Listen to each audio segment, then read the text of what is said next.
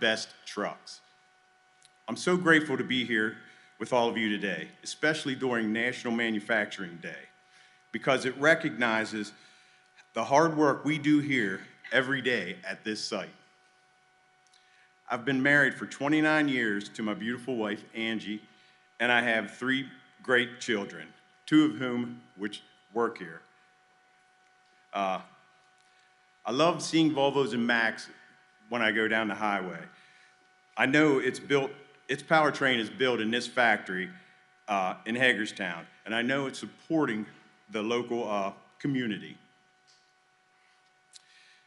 It makes a world of difference when we have a pro-union, pro-worker president in the White House who cares about making our supply chains more resilient, strengthening our domestic vehicle manufacturing, and fighting for good union jobs. I'd like to personally thank you, Mr. President, for visiting Hagerstown today, where our UAW members proudly build heavy-duty diesel engines, transmissions, electromobility power boxes, and axles for Mack and Volvo Mack trucks, Prevost coaches, and Volvo buses.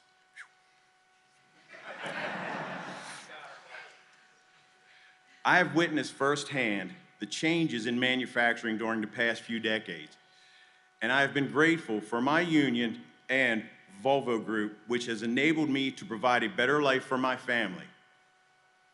It also has enabled me to send my 3 sons to college. So thank you, Mr. President, for the work you're doing to make sure that we build more things in this country again. On behalf of the 1,300 UAW members at Local 171 and Local 1247, and all of the Volvo Group employees here in Hagerstown, let me say how pleased and proud we are to have you in the White House. Now let's get to why we're here. It's my honor to introduce to you President Joe Biden.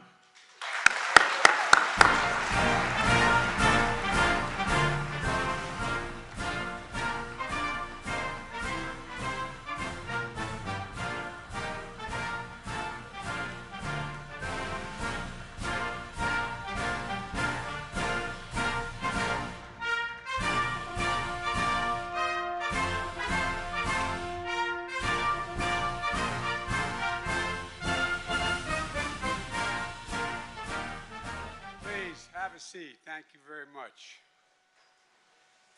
Let me start off with 2 words. Made in America. Made in America. And that's not hyperbole. I'm not joking about that, as you know. And I want to say up front, and the management here understands, and I'm proud of them, I'm a union guy.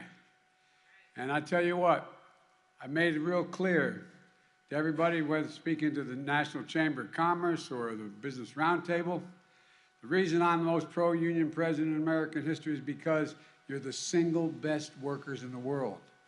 Not a joke. You know, a lot of people think that you just show up and you got a job. How about those 3, 4, 5 years sometimes of apprentice work that you're about getting full, it's like going back to school.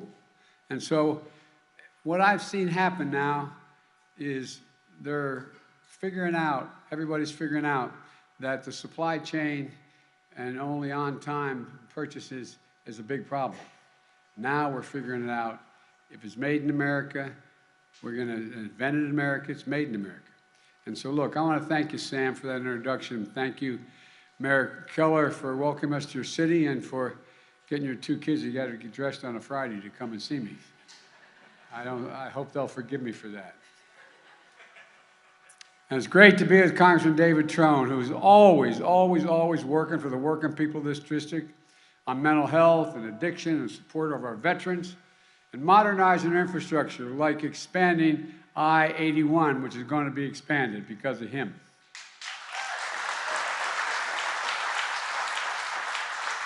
I want to commend the terrific leaders who couldn't be here today. Steny Hoyer, who leads the Democrats in the House, and Senators Cardin and Van Hollen, who are close and dear friends.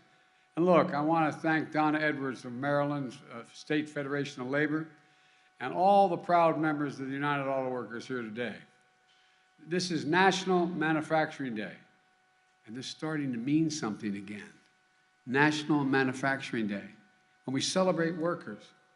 We're the backbone of the economy of this country, not a joke. Where is it written that it says America can't be the leading manufacturer in the world again? Where is that written? I'm here at this Volvo plant to thank the workers and management for building heavy-duty engines, transmissions, axles for trucks and buses, and parts of electric vehicles of the future. And like the United Steelworkers at the cement plant here in Hagerstown, we're manufacturing cleaner cement for our nation's roads and highways. People don't even realize how much cement, the way it's made, causes environmental problems. The older, dirty cement accounts for 7% of global emissions. Well, guess what? Clean cement makes a gigantic difference. And like all the workers I met yesterday at the IBM plant in Poughkeepsie, New York, where they're investing $20 billion in manufacturing advanced quantum computers here in the United States again, here in the United States. And the workers in Syracuse, where the company Micron is investing $100 billion to manufacture computer chips, the biggest investment of its kind in America, biggest investment ever in the world. And we all know it's been 4 or 5 years in this country, the last 4 or 5, a lot of things have been tough for people. A lot of things have been tough, and they're still tough for many. There's also a bright spot where America is reasserting its power, where Americans are reasserting themselves. Where is it written, as I said, that America can't lead the world in manufacturing again? We've already created over 628 or 38,000 manufacturing jobs just since I've been president, because we're making it happen right here in America.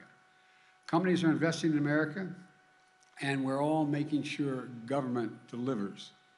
The infrastructure law, the CHIPS and Science Act. I don't know about you, but as my dad used to say, people just are worrying about putting 3 squares on the table every day and not having to deal with all the politics that are going on and so who should know the names of these pieces of legislation.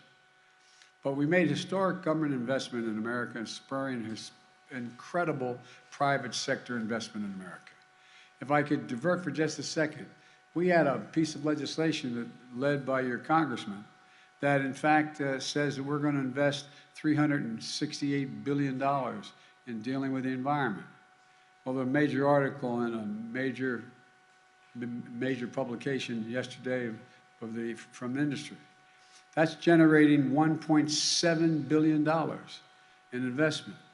Because guess what? We give a tax credit to somebody, and guess what?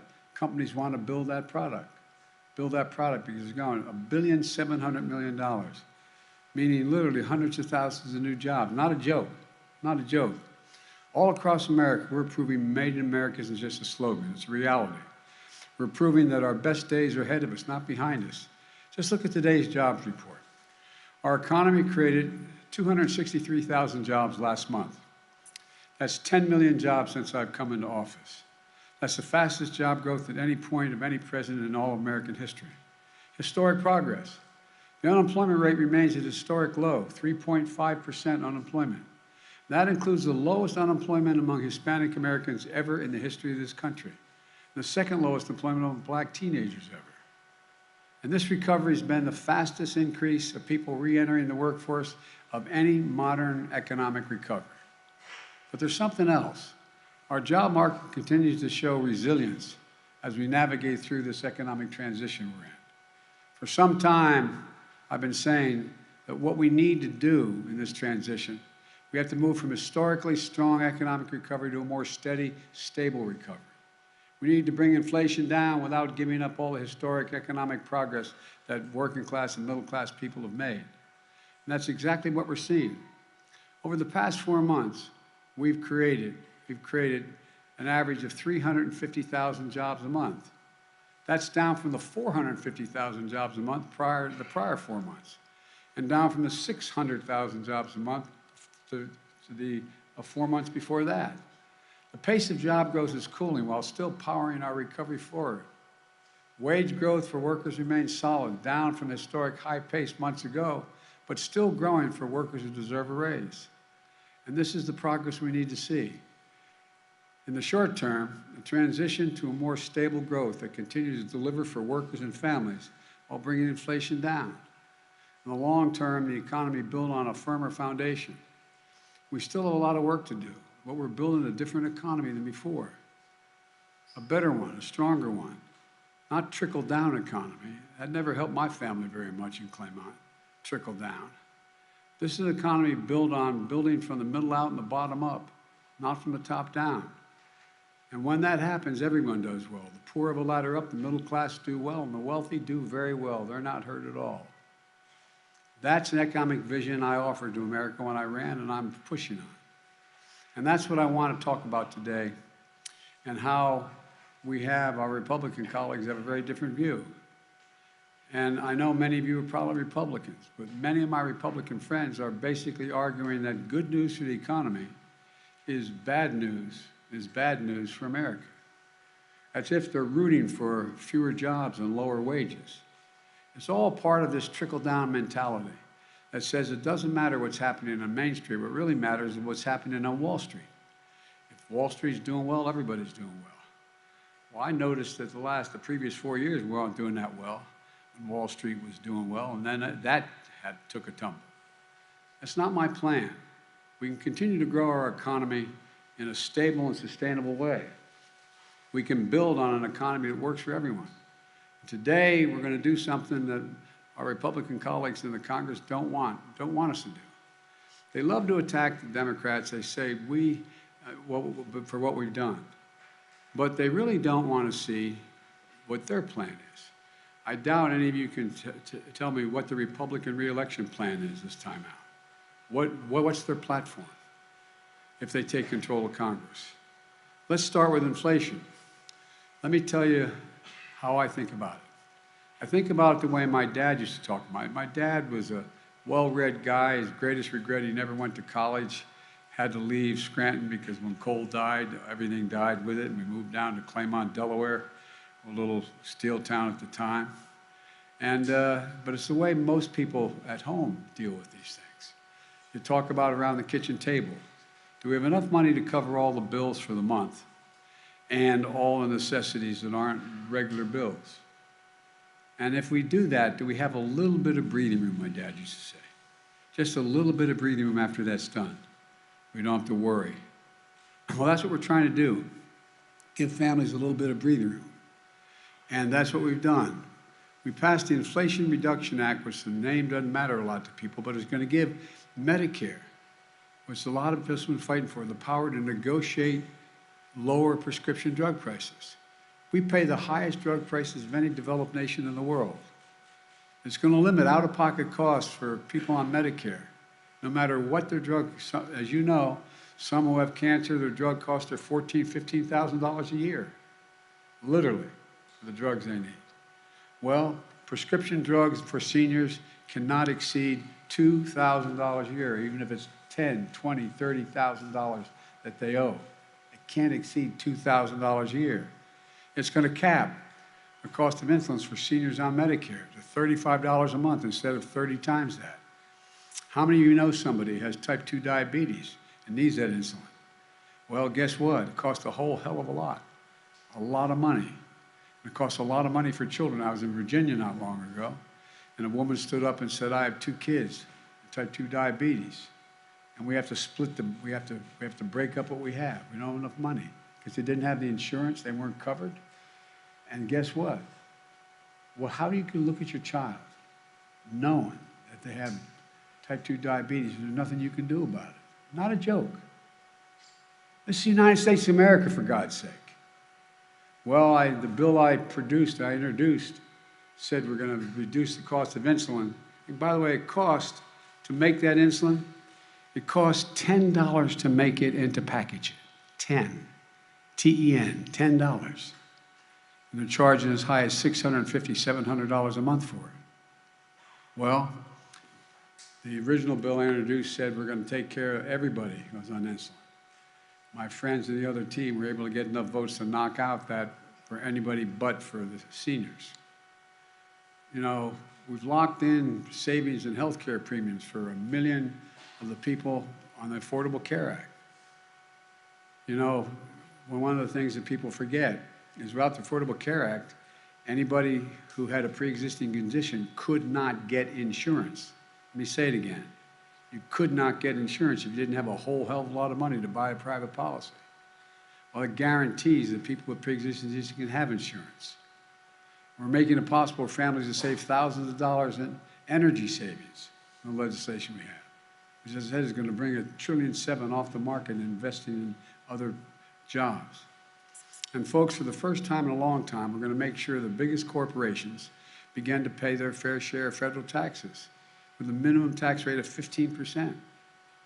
In 2020, of the Fortune 500 companies, 52 made $40 billion and didn't pay a single penny in taxes.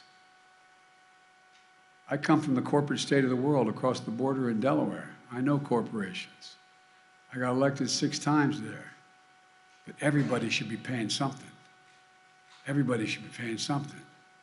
And we're doing all this while reducing the deficit. My friends talk on the other team talk about how we're big spenders. Well, guess what? They passed a $2 trillion tax cut for the top 1%, basically, in corporate America, and didn't pay for a penny of it. My first year in office, we reduced the federal debt by $350 billion. $350.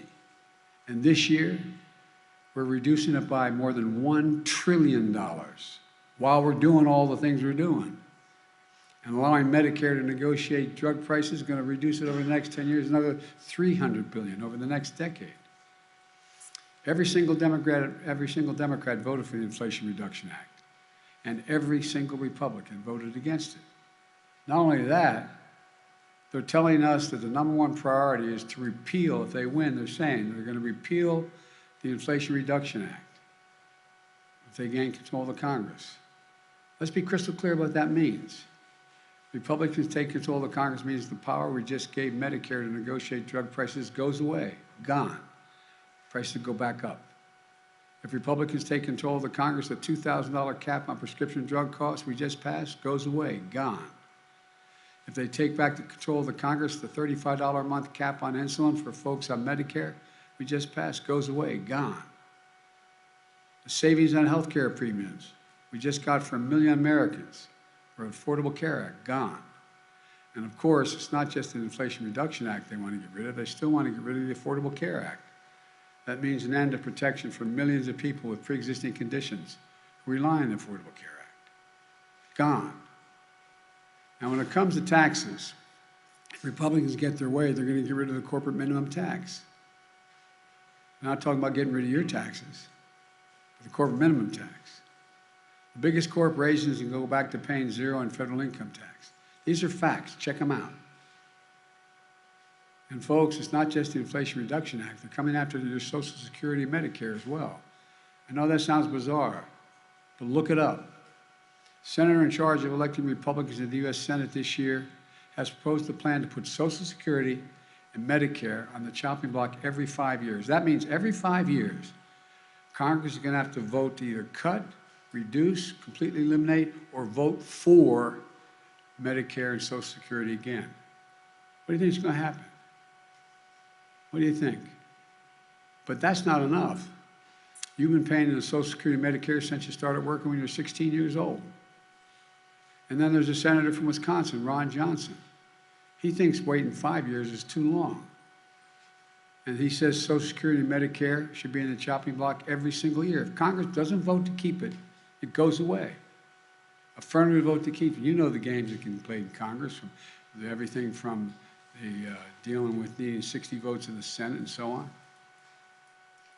It's not just Social Security and Medicare. He wants to put everything on the federal budget. Veterans benefits would have to come up every single year. It's not just this morning. I saw there's a report. You guys can, as they say, as my grandkids say, Google it. But a report that came out, CNN, it says, Republicans call Biden infrastructure program socialism. And then they ask for the money. And it goes through all of Republicans, the most conservative Republicans, who call it socialism. and how they're asking for it. A guy named Paul Gosser, he's written 3 separate letters to the administration asking for projects in his district. He says it enhanced the quality of life, that ease congestion, boost the economy. Voted against it, says it's all socialism. Go down the list. Kentucky Representative Andy Barr, the biggest socialist agenda.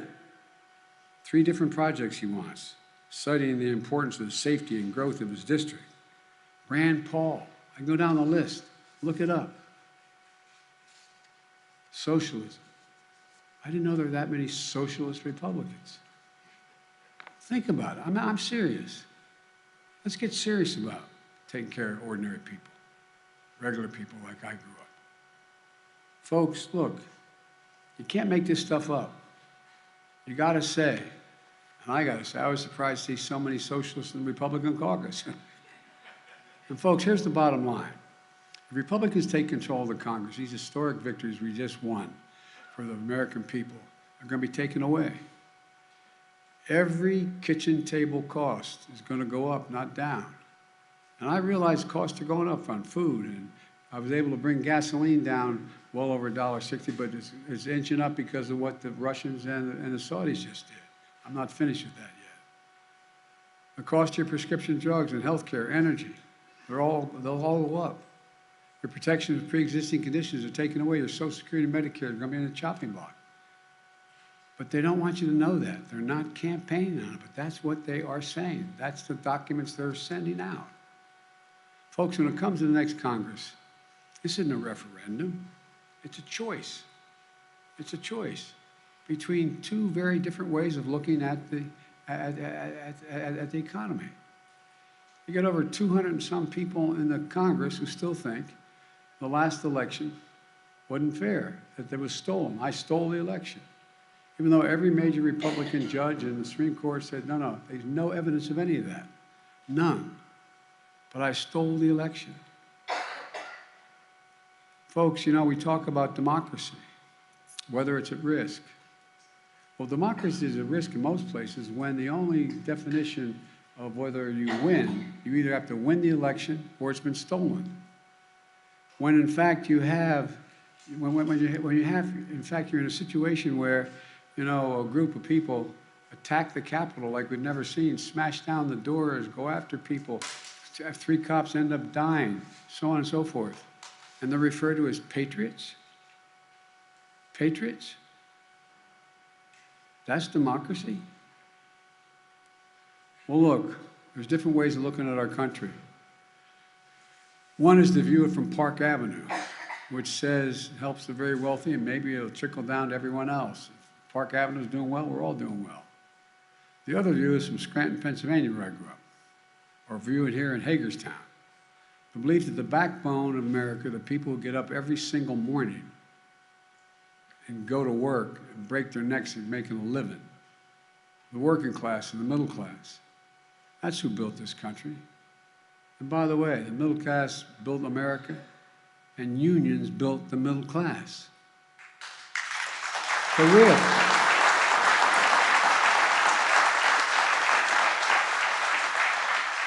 And folks, that's who our economy should work for. Let me close with this. The last few years, we've faced some of the most difficult challenges in our history. We're making real progress. Helping folks just a little bit more and giving them a little bit more breathing room. We just have to keep going. And I know we can. For everything we've been through, I've never been more optimistic about America's prospects in my entire career, my word. I've never been more optimistic. Just remember who in hell we are. We're the United States of America. There's nothing we've ever set our mind to we've not been able to do. Nothing. And folks, nothing's beyond the capacity if we work together. And so that's my hope, that after this election, there'll be a little return to sanity. We'll stop this bitterness that exists between the parties and have people working together. Because I tell you what, we can own the 21st century. Not a joke. We can own. There's not a single other nation in the world Not a single other nation in the world is well positioned as the United States of America is. It's because of you all. Thank you very much. May God bless you all. May God protect our troops. Thank you, thank you, thank you. Thanks.